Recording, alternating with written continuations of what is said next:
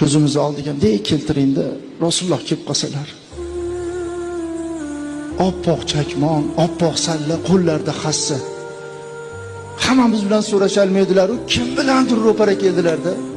Qanday ham baxt. Shuncha odamning ichida bitamizga ro'para kelishlar. Iloji yo'q, so'rashamizda.